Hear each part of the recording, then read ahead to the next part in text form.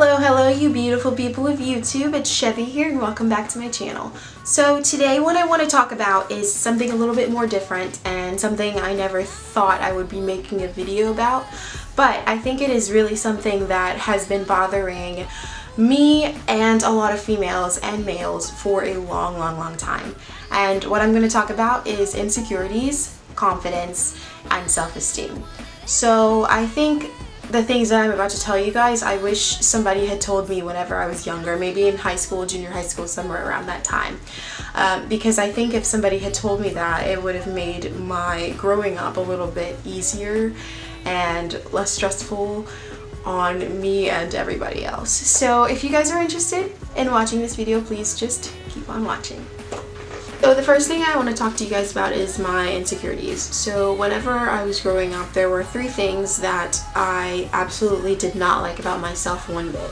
And these were things that made it really hard for me to express who I was, grow into the person that I am today.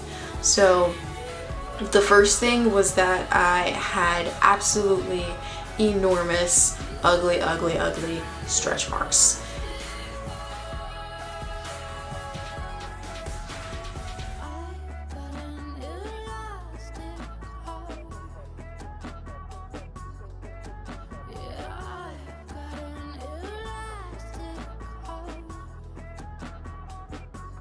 And this is something that a lot of females and males have these days, and it's something that I am a lot more comfortable with now, and I realize that it's not something that I can change. It's not something that I should be ashamed of. But back then, I was one of those people that believed that stretch marks were just absolutely hideous, and I hated myself for having them. So the stretch marks were located on my butt, on my breast, and on my legs as well. Whenever I had them on my butt, and I still do, but when I had them on my butt and I was in maybe like high school or middle school, I always felt really bad about them and insecure about them, just because I saw everybody else's, like, you know, on TV, magazines, movies, music videos, everybody else's bums were like completely bare, like one-toned butt, and it was beautiful. And I saw that, and then I looked in the mirror, and then mine wasn't like that.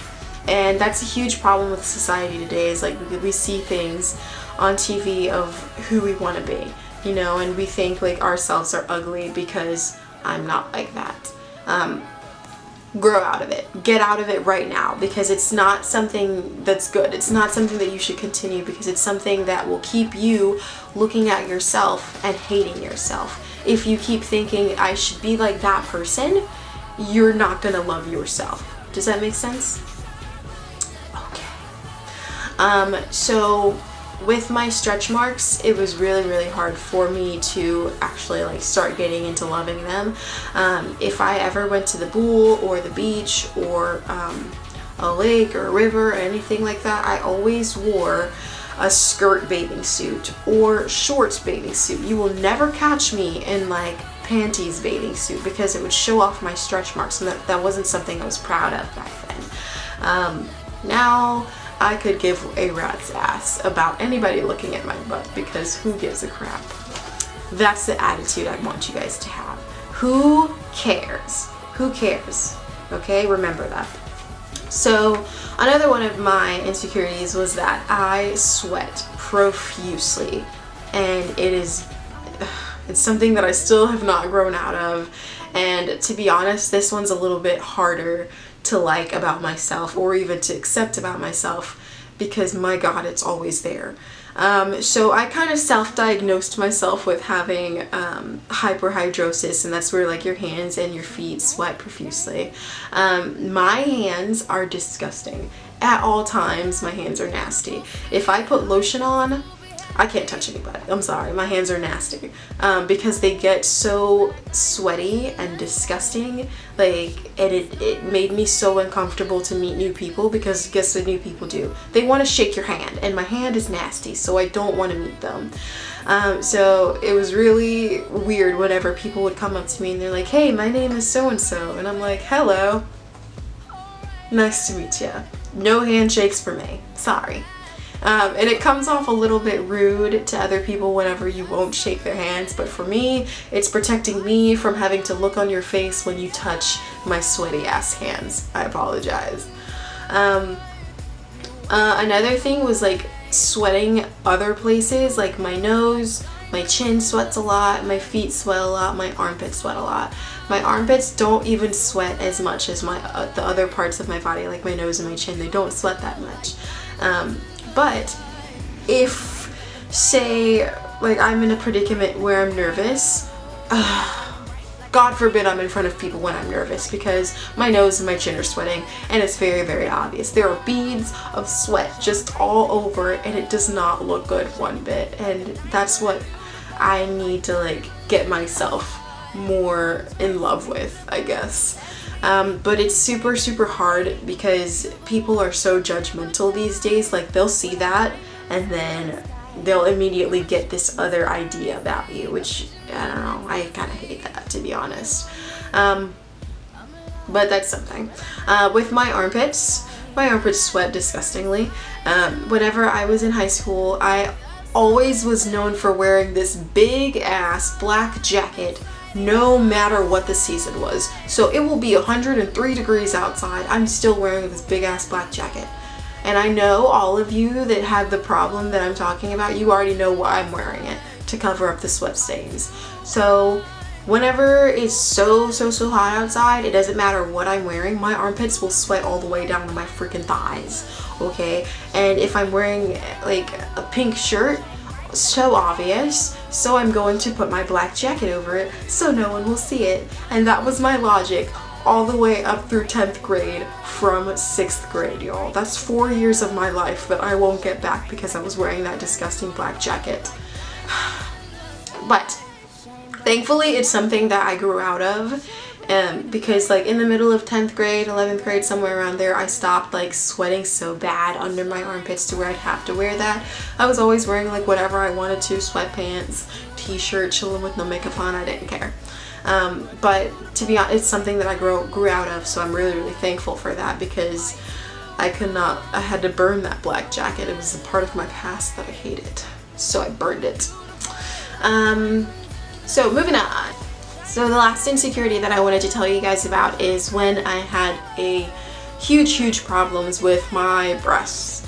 So this was right in middle/junior high. This was right around the time that I like started blooming, getting bigger friends, and that's when it got a little bit harder for me, just because the people around me did not have that one bit. Everybody was a part of the itty bitty titty committee, and there was good old Chevy not. Alright, so I don't know what it was that made me like such an early bloomer. Actually, yes, I do. All of the ladies in my family have enormous breasts, but that's not a bad thing. So, but it was something that I did not like about myself, just because nobody else had them whenever I was growing up. Like nobody else had boobs whatsoever. It was also bad for me because I always got in trouble at least every week. I was always in trouble for showing some cleavage. It wasn't something I could help. And you guys already know, like if you have bigger boobs, you already know like it's a struggle to find clothes that will fit and to hug your body to where you can't have any cleavage. And there wasn't many whenever I was growing up, not many at all.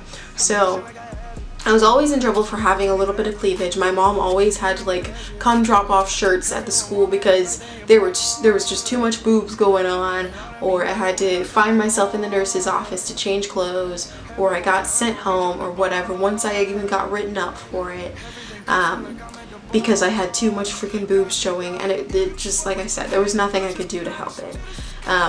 I didn't know that there was such a thing as a sports bra to help me out in gym and freaking PE whenever I was doing jumping jacks, and they were flopping everywhere in my freaking face, and it was just bad. It was not a good situation. And let's just talk about the boys. They swarmed me, and it wasn't because they were like, oh my god, Chevy, you're so beautiful. No, it was because they saw my boobs and they were like, Chevy, them boobs. That was about it. It wasn't like anybody actually the boys anyway, they didn't, you know, like me for me. They liked me for what's growing on my chest, which is awful. So that's pretty much it for my insecurities whenever I was growing up. Like I said, it's something that I've had to grow out of or start to like, or I don't know. But it's just not something that really bothers me anymore. So what I want to talk about now, guys, is something that I need you guys to learn, okay? All of you that have problems with self-esteem, have problems with confidence, have problems with loving yourself, I need you guys to keep watching, okay? So let's talk a little bit about self-esteem and confidence. Self-esteem and confidence go really hand in hand with each other. They're almost the same thing. Self-esteem pretty much just means having a little bit of self-respect in yourself, believing in the abilities that you have and believe that you can do those abilities, as well as self-love, loving yourself. For me, self-esteem and confidence started coming to me right around sophomore year, and that's right around the time me and my husband started dating. So for me, he is the entire reason that I have as much self-esteem and confidence that I have right now. So one of the things that he did, first of all, he told me I was beautiful every single day. From the moment that we started dating up until 5 minutes ago, he has been telling me I love you and you're beautiful every single day. All right, that in itself can get that. I'm dying. Hold up. Shit. Okay. So that in itself can get your self-esteem and your confidence from right here to like right here. Okay. Having somebody constantly shower you with compliments like I had really put me all the way to the top with like confidence. But it wasn't enough for me to like look in the mirror and actually believe that I'm beautiful. Having someone tell you that and having yourself believe it is like two completely different things. All right. So one thing that I've taken from being with my husband, I got to see how he does it. All right. Learning from him, let me tell you, I thought whenever we first started dating that he is the most cockiest person ever. He has an enormous head inside, and he is so conceited. I thought all of these things about him, like whenever we first started dating, and I realized that he really doesn't. I mean, he's not like a conceited person, he's not cocky, but you would think it by the way he talks, okay? And by me being the impressionable person that I am, I took all of that he was doing and I put it in myself, okay? So what he did all of the time was, if you gave him a compliment, he would then in turn take that compliment and, I don't know, pretty much like give it to himself. So if you told him he was funny, he would be like, yeah, I am fucking funny. Excuse me. But he would pretty much tell himself like he is funny, but he would say it out loud, and you would then in turn think, man, this man is cocky as hell. But I pretty much took that and I made it my own. So what I did every single morning, probably starting in, I'm going to say junior year of high school, I started pretty much showering myself with compliments. This is probably the biggest way to get your self-esteem and your confidence up, is to give yourself compliments. So every morning that I woke up, I went to the bathroom, did my thing, and as soon as I saw myself in the mirror, I would stand there for about 45 seconds giving myself compliments, starting just like this. You ready? You are so beautiful. You are the most beautiful person that I've ever met. Your hair looks great today. Your skin looks on fleek. Like, your teeth are so white. They're gorgeous. Like, how are you not married yet? How is this not like, I just gave myself so many compliments in that amount of like 45 seconds, and then I went on with my day. Starting your morning out like that, it gives you like something to go back on. Like, if you're having a bad day or if somebody comes up to you and says something mean to you, I always just reflected on what I said earlier I'm beautiful. Good. Just do that, all right? Give yourself self-love. I mean, love yourself. There's no reason not to. One thing that made it harder was when people kind of tried to dim your light a little bit. So if you have somebody coming up to you and they're like, you are so ugly, or you're not that cute, or something like that, that made me so upset, like no other, because you don't know anybody. Like, you don't know somebody. I'm not gonna go up to somebody and say like, you're ugly, or I don't like this about you, blah blah blah. I don't know you. You could be having the worst day of your life, like the worst year of your life. You could go jump off of a bridge that day. Like, I don't understand why people do stuff like that. But then again, you doing the technique, as I mentioned before, like telling yourself all of these things in that 45-second increment, that protects you. And I'll tell you why. All right, once you start giving yourself all of those compliments, you'll start to see that your opinion and God's is the only opinion that matters. All right, nobody else's matters. So if somebody else comes up to me and they're like, you're ugly, okay, what does that have to do with me? I don't care. So no one else's opinion matters to me, not one bit. So what that does, like I said, is it protects you. You can't get hurt by that person's negative comment or opinion if you don't care about it. What is there to care about? Like, if that person comes up to you and says like, I don't like your hair today. Okay, that's your opinion. You don't have to like my hair. Nobody asked you to like my hair. Nobody told you to. I don't care. All right, whenever you guys are doing things like this, it makes it to where you are like a brick wall and nothing can hurt you. Nothing can penetrate that brick wall. Your words don't matter to me. And it kind of reminds me of that movie, what's it called? Superstar. Where she's like, I am like, what'd she say? Let me think about it. Be right back. Okay, I got it. She says, I'm like rubber and you are like glue, and whatever you say bounces off of me and sticks to you. So it pretty much just means it doesn't really matter what you say to me because it bounces off of me and it goes right back to you. So if you're calling me ugly, you're really calling yourself ugly. And to me, y'all, that is so, so powerful whenever you guys have that ability to not let other people's opinion matter to you. It won't crush you if they come up to you and say they don't like your hair, they don't like your shoes, they don't like your outfit, they don't like your face. Okay, doesn't matter to me. I don't care. Your opinion does not faze me whatsoever. And I need you guys to start doing that, start getting that into your daily lives, because once you do that, your self-esteem is going to go through the roof to where nothing can hurt you. Nothing anybody says can hurt you. Once you guys start doing that, your confidence level, boom. You can, like right now, y'all, I have so much confidence. I'm not gonna say I have the most confidence in the world, because I don't. And I hope you guys don't take it as to where you think like I'm super cocky or, you know, conceited or whatever, because I'm really not. I'm just somebody who doesn't let other people faze them because they're not important to me.